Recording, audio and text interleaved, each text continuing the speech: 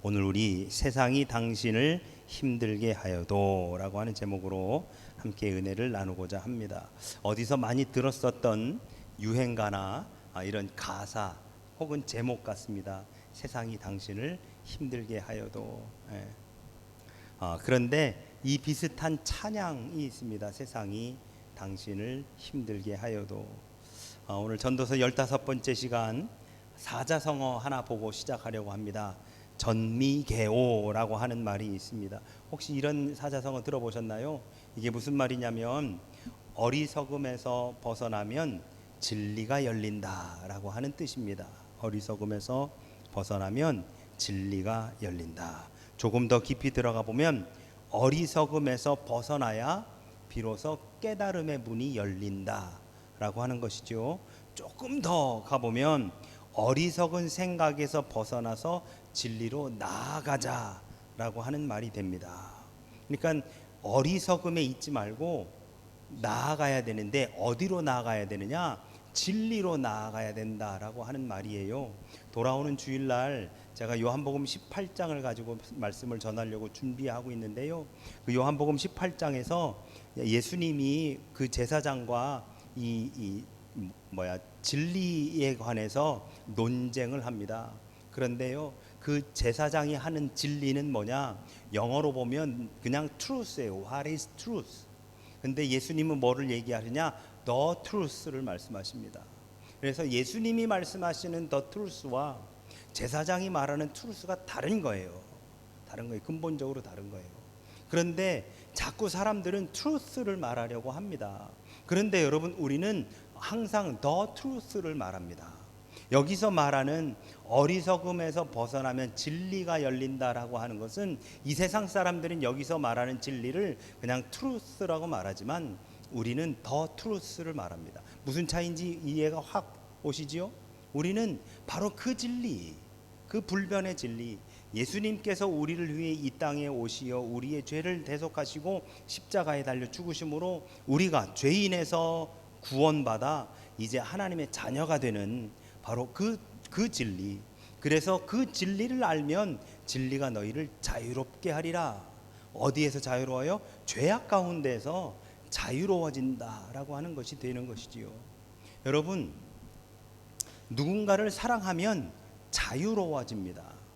누군가에게 속박당하는 것이 아니고요, 누군가로부터 자유로워집니다. 사랑하면 할수록. 무슨 의미냐? 이렇게 한번 보시죠. 여러분, 우리 구약의 말씀을 읽어보면 해라 하지 마라, 해라 하지 마라, 레위기 신명기에서 계속 그 말씀이 나옵니다. 그러면 여러분, 그 말씀을 읽으면 아유, 왜 이렇게 교회는 하지 말라는 게 이렇게 만어가 되는 걸까요? 그렇지 않습니다. 하나님을 사랑하고 예수님을 사랑하면 그 안에서 우리는 오히려 말씀이 그렇게 하심으로 우리는 자유함을 느끼게 되는 거예요. 이렇게 예를 들어 볼게요.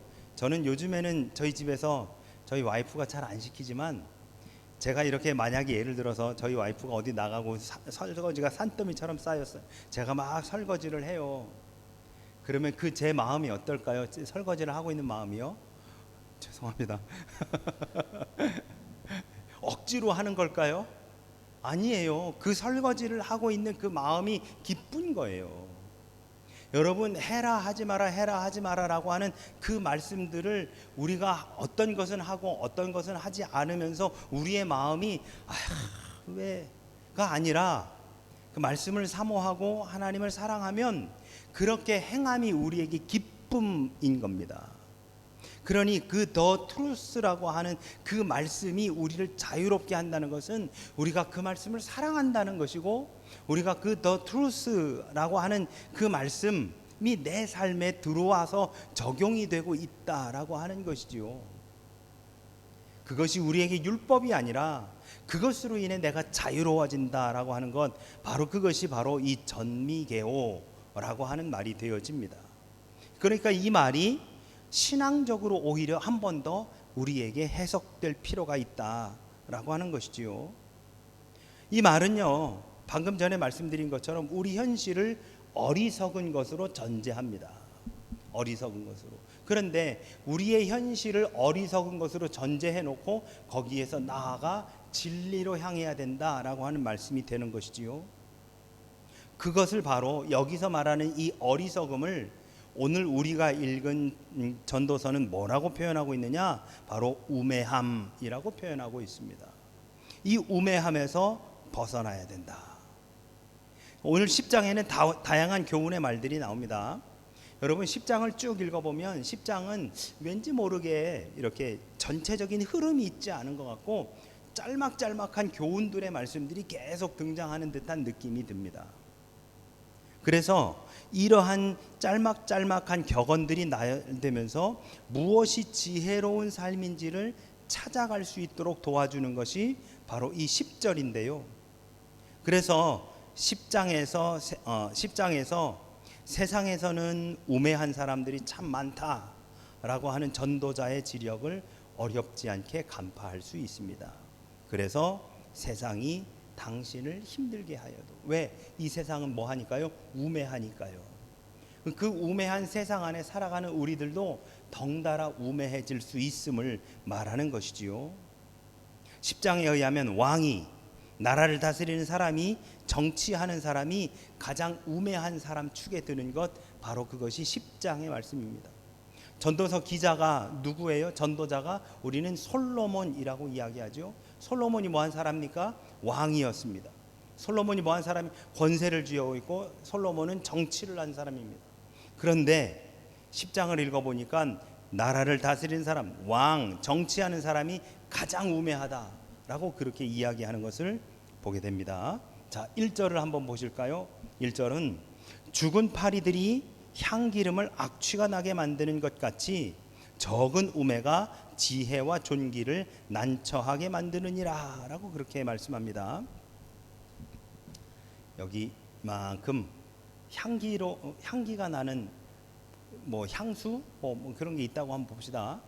근데 거기에 파리 한 마리가 딱 빠졌어요. 그리고 거기에서 파리가 죽기 시작을 했습니다. 죽었어요.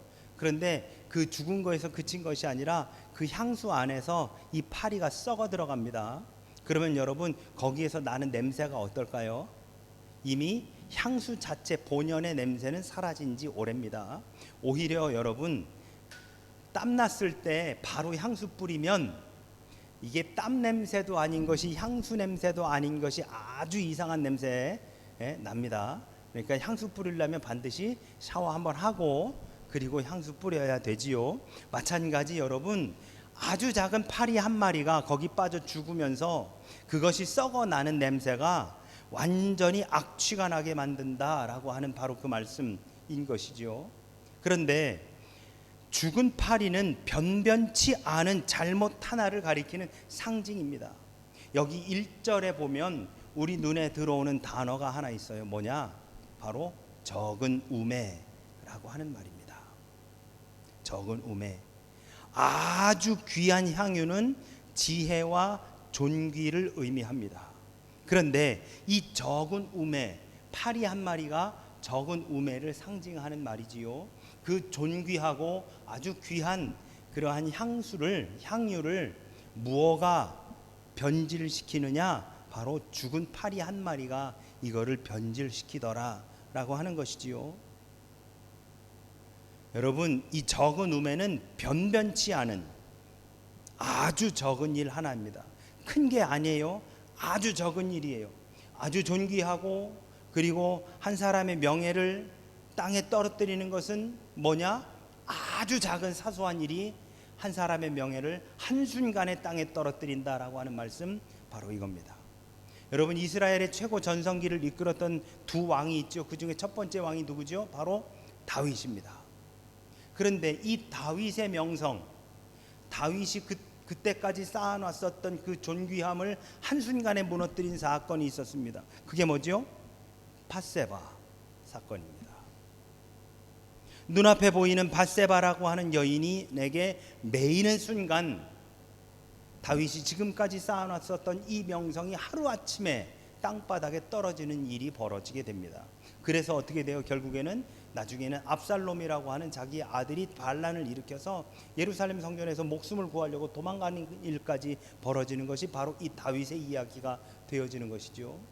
그것은 사무엘에만 이 얘기가 나오지 역대기에는 이 얘기 절대 안 나옵니다. 사무엘하 12장을 보면 다윗은 자신의 충성된 장수의 아내, 처음엔 몰랐었지요. 우리아의 부인인지 몰랐다가 그 여인을 취하고 났더니 이 여인이 우리아의 아내인지라. 그런데 이 여인이 덜컥 임신을 했어요. 그러니 어떻게 해요? 그것을 감추려고 우리아를 불러들입니다. 우리아가 그 여인하고 자기 아내하고 동침할 줄 알았더니 동침하지 않는 거예요. 오히려 집에도 안 들어가고 초소에서 거기서 자요. 너 왜 집에 안 가냐? 그랬더니 내 병사들은 지금 전쟁터에서 목숨을 걸고 싸우고 있는데 제가 어찌 집에 들어가서 제 아내하고 동침할 수 있겠습니까? 이렇게 충성된 장수. 그래서 결국 어떻게 해요? 그러려면 너는 가서 죽어라 그러고서는 최전방으로 보내는 이 어리석음을 당하는 일, 바로 그것은 한순간의 그 실수 때문이었습니다. 뿐만 아닙니다. 그토록 지혜롭던 솔로몬이 왜 왕국을 둘로 분단시키는 파멸의 주인공이 되고 말았습니까? 바로 눈앞에 보이는 사람들을 위해 일하다가 결국 하나님을 저버렸기 때문입니다.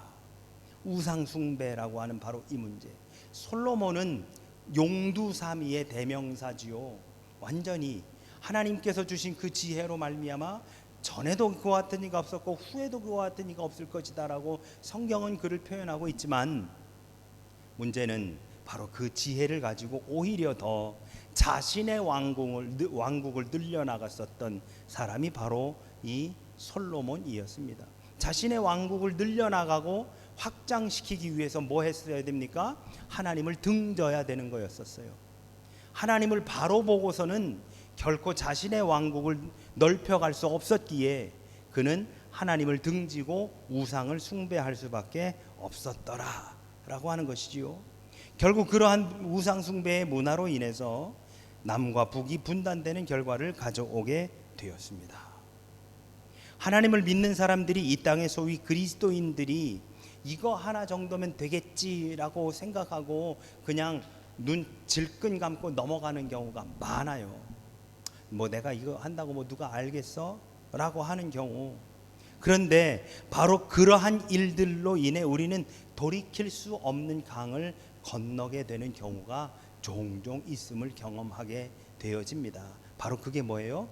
파리 한 마리, 죽은 파리 한 마리가 향기름 악취가 나게 만드는 바로 그것. 작은 우매가 지혜와 존귀를 난처하게 만드는 바로 그것을 우리의 삶 속에서 우리는 어렵지 않게 경험할 수 있습니다. 그래서 우리는 뭐 해야 되냐면 늘 말씀 앞에 바로 서 있어야 돼요. 그리고 내가 늘 말씀 앞에 제대로 된 판단과 선택을 했는지를 늘 스스로에게 되물어야 하는 것, 바로 그것이 우리들이 해야 되는 일이다 라고 우리는 그렇게 이야기할 수 있습니다. 이후 2절부터 11절까지는 전도자의 눈에 비친 이 세상살이의 모습을 쭉 나열하고 있습니다. 여러분, 이 세상살이의 모습, 세상에서 눈에 띄는 사람들이 어떤 자들인지를 묘사하고 있는데요. 2절과 3절을 보실까요? 지혜자의 마음은 오른쪽에 있고 우매한 자의 마음은 왼쪽에 있느니라. 우매한 자는 길을 갈 때에도 지혜가 부족하여 각 사람에게 자기가 우매함을 말하느니라. 저는요, 여러분, 이 오른쪽과 왼쪽이라고 하는 단어가 참 마음에 듭니다. 참 마음에 듭니다. 여기 보시면 지혜자의 마음은 오른쪽에 있고 우매한 자의 마음은 왼쪽에 있느니라. 성경에서도 하나님 보좌 우편에, 예수님의 십자가 우편에가 어떤 쪽이에요? 오른쪽, 바른 쪽이 되는 것이지요. 그래서 저 어렸을 때도 항상 무슨 얘기를 많이 들었냐면, 이 여기서 말하는 오른쪽이라고 하는 것은 옳다라고 하는 그 오른쪽. 그래서 저희 어머니 같은 경우는 바른 쪽이라는 말씀을 참 많이 쓰셨어요. 그래서 바른 손으로 밥 먹는 거라고 하는 말씀. 저는 왼손잡이거든요. 그래서 저는 왼손으로 공 던지고 왼손으로 밥 먹고 왼손으로 글씨 쓰려 했었습니다. 저희 아버지가, 돌아가신 아버지가 왼손잡이셨거든요. 근데 저희 아버지 세대 때만 해도 왼손으로 밥 먹고 왼손으로 글씨 쓰면 소위 장애인 취급을 받았었어요. 저희 아버지가 그러셨었던 것 같아요. 그래서 저희 아버지도 오른손으로 글씨 쓰고 오른손으로 식사를 하셨습니다. 제가 태어나고 보니까 저는 왼손으로 하려 하거든요. 누굴 닮았나 봤더니 아버지를 닮은 거예요. 그래서 제가 7살 때 크리스마스 선물인가? 저희 아버지가 이제 저하고 저희 형한테 무슨 선물을 사줄까라고 해서 야구 글러브를 사달라고 그랬어요. 야구 글러브를. 그래서 야구 글러브를 사오셨는데 웬걸 저희 형하고 저한테 공이 왼손에 끼고 오른손으로 던지는 야구 글러브를 사다 주신 거예요. 저는 오른손에 끼고 왼손으로 던져야 더 잘 되는데 아니야, 오른손으로 해야 돼. 오른손으로. 바른 쪽으로 해야 돼. 바른 쪽으로. 사람은 바른 쪽으로 해야 되는 거야 라고 하는 말씀을 굉장히 많이 들었거든요. 그런데 여러분 보세요. 이 전도서 10장 2절과 3절을 새 번역은 어떻게 번역하고 있느냐? 지혜로운 사람의 마음은 옳은 일 쪽으로 기울고 어리석은 사람의 마음은 그릇된 일 쪽으로 기운다라고 이렇게 번역되어 있습니다. 그러니까 성경에서 지금 우리가 읽고 있는 개역 개정 성경은 오른쪽 왼쪽이라고 번역을 했지만 새로 번역된 성경은 옳은 일 쪽과 그른 일 쪽이라고 이렇게 번역되어 있습니다. 영어도 마찬가지지요. 오른쪽을 뭐라고 합니까? right side라고 합니다. 이 right가 무슨 말이에요? 바르다, 옳다라고 하는 말이에요. 권리라고 하는 말도 있습니다만 권리는 뭘 주장하는 거예요? 나의 옳음을 주장하는 것이 권리입니다. 그래서 right예요. 그러니 결국 옳은 일, 오른쪽, right side 이게 전부 다 동일한 의미가 되어지는 것이지요. 말씀 속에서 전도자는 사람을 두 부류로 나눕니다. 하나는 지혜자고 다른 하나는 우매자입니다. 그래서 지혜자의 마음은 오른쪽에 있고 우매자의 마음은 왼쪽에 있다라고 그렇게 이야기합니다. 우매자의 마음, 성경에서 오른쪽은 말씀드린 대로 바른 쪽이고요, 왼쪽은 그른 쪽입니다. 그래서 우리는 늘 어디에 있어야 돼요? 예수님 보좌 우편, 하나님의 보좌 우편에, 예수님의 십자가 오른쪽에 있는 사람이 되어야 된다라고 하는 것이 성경에서 우리들에게 주는 교훈이 되어집니다. 그런데 여러분, 창세기 48장에 보면 이제 앞이 잘 안 보이는 야곱이 요셉의 두 아들 므낫세와 에브라임과 므낫세를 축복하며 기도합니다. 그런데 어떻게 기도하죠? 이렇게 기도해 줍니다. 에브라임과 므낫세를 두 손을 어긋내서 이렇게 기도해 줍니다. 야곱이 에브라임의 머리에 오른손을 얹고 므낫세의 머리에 왼손을 얹게 되어지지요. 그런데 원래 있었던 방향은 에브라임이 왼쪽에 있고 므낫세가 오른쪽에 있었어요. 그런데 야곱이 기도하며 손을 엇갈려서 왼쪽에 있는 에브라임에게 오른쪽 손으로 얹고, 그리고 오른쪽에 있는 므낫세를 왼손으로 얹어서 기도합니다.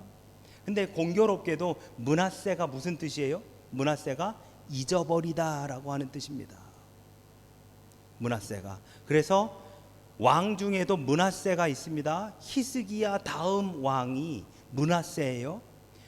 아버지 히스기야가 했었던 종교개혁을 깡그리 다 잊어버리고 다시 산당을 복원하고 우상을 숭배했던 왕이 므낫세였습니다.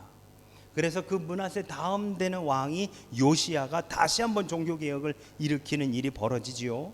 결국 에브라임의 역할이 더 권위 있게 된다는 것을 암시하는 것, 바로 그것이 야곱의 이 어긋난 두 손이었다라고 우리는 그렇게 볼 수 있습니다. 그래서 오른손으로 축복하며 안수하고 기도한 에브라임에게 그 정통성이 이어졌음을 우리는 보게 되어집니다.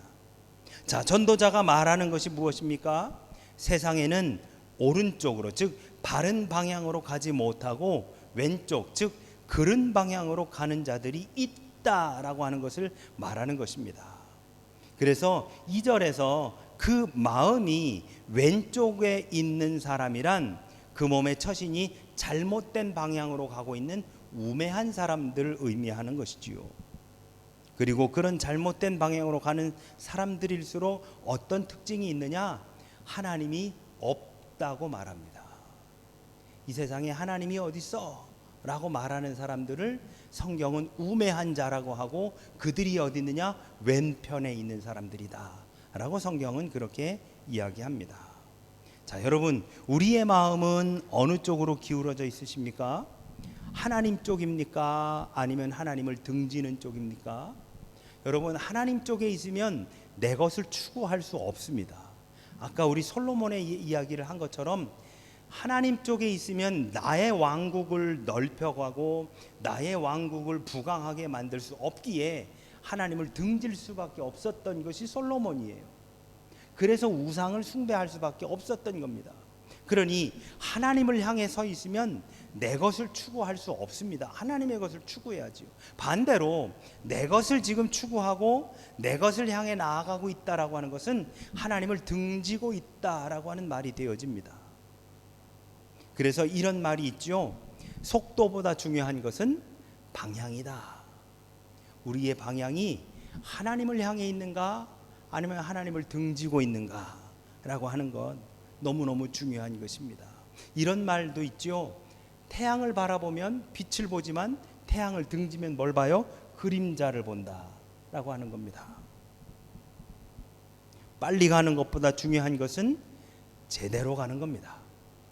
주목할 것은 그릇된 쪽으로 가는 사람일수록 시끄럽고 요란스럽습니다. 다른 사람의 충고 따위는 듣지 않습니다. 생각하면서 길을 가지 못하고 무작정 걸어가면서 자기의 어리석음을 누구에게나 드러내는 것, 이것이 우매한 사람이고 그가 왼편에 있는 사람이며 그가 하나님을 등지고 있는 사람이 되어지지요. 전도자의 눈에 비친 세상은 힘 있는 자들이 화를 내며 소리치는 세상입니다. 권력을 가지고 있는 자들이 사람들 앞에서 그 권세를 펼치는 그러한 짓을 한다는 것이지요. 그렇지만 힘이 셀지는 모르지만 판단력은 모자란 사람들입니다. 4절부터 7절까지의 말씀을 한번 보실까요? 4절입니다. 주권자가 내게 분을 일으키거든 너는 내 자리를 떠나지 말라. 공손함이 큰 허물을 용서받게 하느니라. 여기서 말하는 주권자가 누굽니까? 왕이에요. 정치를 하는 사람이에요. 내게 분을 일으켜. 왜 분을 일으킬까요? 자기에게 안에 아무것도 없으니까요. 그래서 분을 내는 겁니다. 예. 여러분, 먼저 화내는 사람이 지는 겁니다. 아시죠? 먼저 소리치는 사람이 지는 겁니다. 싸울 때는요, 여러분, 침착한 사람이 이기게 돼 있어요. 왜 화내고 왜 소리치는지 아십니까? 자기가 내세울 게 없거든요. 그러나 자기가 내세울 것이 있는 사람은 침착하게 하나하나 조목조목 말하고 나가는 것이지요. 5절입니다. 내가 해 아래에서 한 가지 재난을 보았노니 곧 주권자에게서 나오는 허물이라. 우매한 자가 크게 높은 지위들을 얻고 부자들이 낮은 지위에 앉는도다. 또 내가 보았노니 종들은 말을 타고 고관들은 종들처럼 땅에 걸어다니는도다. 이 세상의 우매함에 대해서 지금 전도자는 이야기하고 있는 것을 보게 됩니다. 오늘 많이들 못 오셨으면 공감할 수 있을 텐데 혹시 이거 보신 적 있으십니까? 바보들의 행진이라고 하는 영화인데요. 이게 1975년에 개봉된 한국 영화예요. 저는 어렸을 때 추석인지 설인지 한국 영화 시리즈 해가지고 했었던 기억이 납니다. 여러분, 추석이나 설 이런 연휴 때 주로 많이 했었던 영화 중에 하나가 뭐죠? 투캅스 뭐 이런 영화들, 그런 거 할 때 나오는 영화 중에 하나가 이거였었습니다. 그런데 여기에 나오는 주인공이 누구냐? 병태와 영자라고 그렇게 하거든요. 그런데 이 병태와 영자가 어떤 사람들이냐? 세속에 떠밀려 살아야 했던 사람들이 바로 이 두 캐릭터, 병태와 영자입니다. 자기 생각은 없고 결국에는 뭐라고 할까요? 그 시절에 그 상황에 맞게 살다가 뭐라고 할까요? 이 영화 줄거리는 생각이 나지는 않는데 이 병태와 영자가 대학생이 돼가지고 되게 많이 방황을 해요. 그러다가 이 영화 끝날 때 이 병태가 군에 가려고 그 기차를 타고 빠이 하는 장면으로 끝이 나는 영화입니다. 저도 내용이 잘 생각은 나지 않아요. 그런데 이 영화 내내 제가 들었었던 생각이 뭐냐면, 첫 번째, 뭐 저런 영화가 다 있어. 왜냐면 저도 그때는 이 영화가 무슨 내용인지 잘 이해가 안 됐거든요. 두 번째, 참 줏대없다라는 생각을 굉장히 많이 했었어요. 줏대없다. 이 병태와 영자가요, 자기 생각대로 살아가는 사람들이 아니라 뭐 누가 뭐 한마디로 얘기하면 팔랑귀인 사람들이에요. 이렇게 해야 된다면 그거 하고, 저렇게 해야 된다면 그거 하고, 요즘에 뭐 그게 유행이야? 그럼 가가지고 뭐 그거 하고 있고, 뭐 너도 뭐 이거 공부해야지? 그럼 나도 해야지 라고 하는 그런 모습들. 그러다가 너 군대 안 가? 라고 해가지고 제일 마지막에 군대 가는 거로 끝나는 거예요. 더 늦게 군대 가면 힘드니까 빨리 군대를 가야지 라고 하는 게 그 군대 입대로 끝나는 이야기입니다. 이 영화 이후로 한때 한국 사회에서 병태와 영자 시리즈가 대단히 유행했던 적이 있었다라고 해요. 물론 저도 뭐 경험한 것은 아니지만. 그런데 제목이 뭐냐? 바보들의 행진입니다. 바보들의 행진.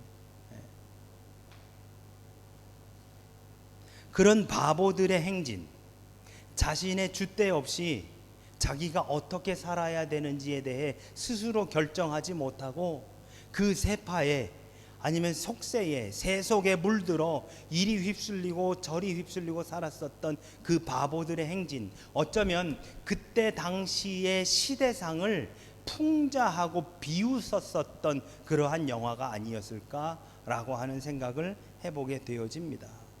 그런 바보들의 행진이 바로 전도서 10장에서 나오는 겁니다. 왜 전도자는 여기에서 세상에서 눈에 띄는 우매한 자들을 이렇게 저렇게 나열하고 있는 것일까? 우매한 자가 크게 높은 지위를 얻고 부자들이 낮은 지위에 앉는도다. 또 내가 보았노니 종들은 말을 타고 고관들은 종들처럼 땅에 걸어 다니는도다. 여러분, 이 얼마나 바보들의 행진입니까? 우매한 자가 높은 지위에 앉고 부자들이 낮은 지위에 앉고 종들은 말을 타고 고관들은 종들처럼 땅에 걸어 다니는도다. 이거야말로 바보들의 행진 아닙니까? 이거야말로 진짜 우매한 사람들의 삶이 아닙니까? 이거야말로 손가락질 받고 비웃음거리가 되어야 되는 바로 그러한 짓거리들 아니느냐라고 하는 것이지요. 그런데 오늘날 우리들의 사회를 보면, 오늘날 우리의 사회 보면 높은 자리에 올라가 있는 권력 있는 사람이라고 해서 똑똑한 사람이 아니고, 그렇지 못한 사람이라고 해서 결코 무시할 만한 사람들이 아니더라 라고 하는 것을 우리네 삶 속에서 보게 되어집니다. 대학 교수나 아니면 사회적으로 높은 지위 혹은 지식층 엘리트라고 해가지고 전부 다 아는 것도 아니고, 그렇지 않고 속세에 파묻혀 사는 사람이라고 해서 아무것도 모르는 사람들이 아니더라 라고 하는 말씀이 되어지는 것이지요. 여러분, 문화라고 하는 말이 있습니다. 이 문화라고 하는 말은 우리가 살아가는 모양새, 그리고 우리가 살아가는 자취를 우리는 문화라고 말하지요. 이 문화는 어제 다르고 오늘 다르고 내일 다릅니다. 그런데 이 문화들을 변화시키는 키포인트들 혹은 발명품들이 생겨나지요. 그 첫 번째가 이 전기였었잖아요. 두 번째가 기관차 증기기관이 되어지고, 또 하나는 뭡니까? 스마트폰이 또한, 컴퓨터나 스마트폰이 이 문화를 변화시키는 그러한 것들이 되었었다. 그런데 여러분, 만약에 그러한 우리가 살아가는 모양과 자취가 어리석은 자들이 만들어낸 열매로 그친다면 그 문화에는 아무런 희망이 없을 겁니다. 그런데 이 문화를 개발해내고 발전시키는 사람들이 소위 스마트한 사람들이었었기에 우리는 이 문화를 습득하고 그 문화대로 살아나가는 것이지요. 나아가 그 문화를 발명하고 문화를 만들어 나아가는 사람들이 하나님을 신뢰하기를 포기하고 인간 만세를 주창하는 것이라고 한다면 그런 문화는 세상을 치유하는 처방이 될 수 없다라고 하는 것입니다. 그런데 애석하게도 점점 공식적인 석상에서 내가 하나님을 믿어 창조론자이다라고 하는 말을 하는 것이 점점 우매한 사람으로 취급을 받고, 하나님은 존재하지 않고 이 땅은 진화되었다라고 말하는 것이 마치 지식인인 것인 양 취급받는 세상이 도래하고 있더라라고 하는 안타까운 현실 속에 우리는 살아갑니다. 해 아래 세상에서 전개되는 사람의 사리만으로는 이 세상은 제대로 서지 못합니다. 어찌 부족한 완벽하지 않은 인간들이 만들어 나아가는 그 문화가 우리들을 제대로 설 수 있도록 할 수 있겠습니까? 전도자의 눈에 비친 이 세상의 센 자들, 높은 자들, 가진 자들은 해 아래 세상을 구원하는 궁극적인 해답이 되지 않습니다. 전도자의 도전이 바로 여기에 있는 것이지요. 이 우매한 세상, 아까 우리가 읽었었던 것처럼 우매한 자가 높은 지위를 차지하고 있고 부자들이 낮은 지위에 앉아 있으며 종들이 말을 타고 고관들이 종처럼 땅에 걸어다니는 바로 이 아이러니한 세상. 그래서 전도자는 4절부터 11절에서 전도자의 이 시대를 우매한 자들의 시대로 단정하고 있는 이유가 바로 여기에 있다라고 우리는 볼 수 있습니다. 문화. 여러분, 문화는 아까 제가 말씀드린 것처럼 우리가 살아가는 모양이며 자취를 말합니다. 그러나 여러분, 이 문화는 또한 무엇을 말하는 것이냐? 우리네 살아가는 모습을 말하는 것인데, 그 모습이 어떠한 모습으로 나아가야 되느냐? The truth, 진리를 따라 나아가는 바로 그러한 모습으로 나아가야 된다라고 하는 말씀이 되는 것이지요.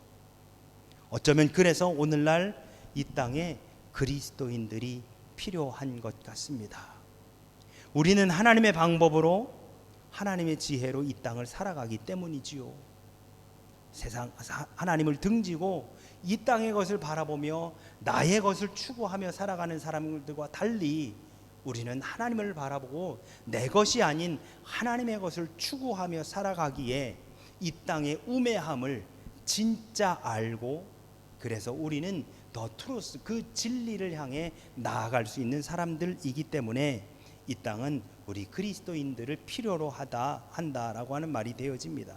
그래서 전미계오, 어리석음을 벗어나 진리를 향해 나아가야 된다라고 하는 바로 그 전미계오라고 하는 아까 처음 나눴었던 사자성어가 어쩌면 이 21세기 2024년을 살아가는 우리들에게 더 필요하지 않나라고 하는 생각을 해보게 되어집니다. 하나님의 지혜는 우매하지 않습니다. 하나님의 지혜는 이 땅에 머물러 있는 것이 아닙니다. 하나님의 방법은 우리가 생각하는 것 그 이상, 그 위에 있는 것이 바로 하나님의 방법이지요. 그래서 이 땅의 우매함을 벗어버리고 하나님의 방법으로, 하나님의 지혜로 나아가고자 하는 노력들이 우리에게 더 필요하다라고 하는 것입니다. 세상이 당신을 힘들게 하여도 세상 사람들의 우매함을 우리가 인정하고 그들을 우리가 안타까이 품어주며 하나님의 지혜와 하나님의 방법으로 이 땅을 살아나갈 때에 이 힘들고 어려운 세상 속에서 우리가 소금과 빛의 직분을 감당하며 나아가게 될 줄로 믿습니다. 바로 그러한 삶을 추구하고 바라보며 삶으로 살아내시는 저와 우리 모두가 되시기를 예수 그리스도 이름으로 축원합니다. 아멘. 아멘.